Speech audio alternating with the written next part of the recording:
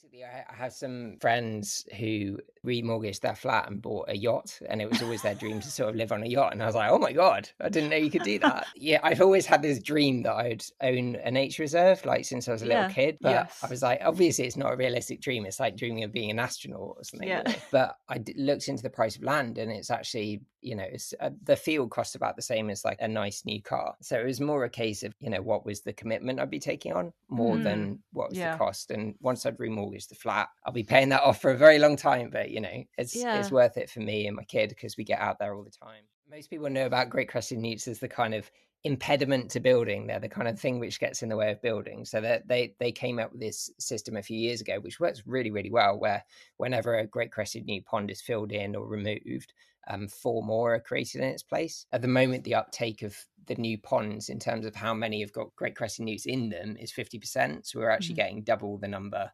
of great crested newt ponds that we started with. So brilliant. I leaned into this scheme and basically, they came out and dug these massive ponds, and I asked for 7 and they said they never put so many in such a small area before. But I was like, well, it is a nature reserve. Yeah, there you go.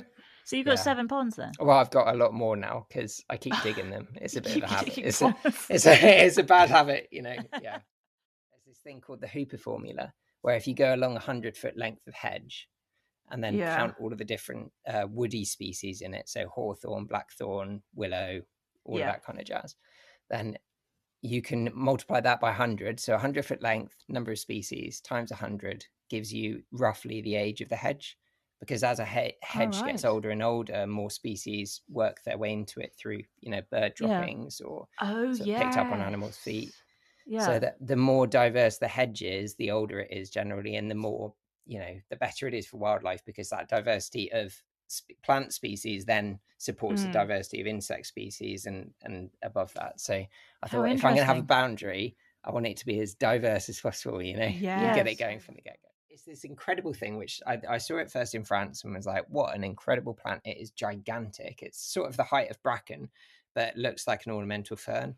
Huge, beautiful leaves, and it's got these pollen spikes which reach all the way up beyond the top of the plant in season. It's just this incredible looking thing. And I stumbled across one in the UK on Shapwick Heath. There's this kind of bit of Shapwick Heath in Somerset Levels, which feels like it hasn't been touched for hundreds and hundreds, maybe 1,000 years. And there's plants there which I've never seen anywhere else. It's like walking into this kind of undiscovered rainforest or something. And one of the things which you find there is royal fern. And it's just this most incredible looking plant.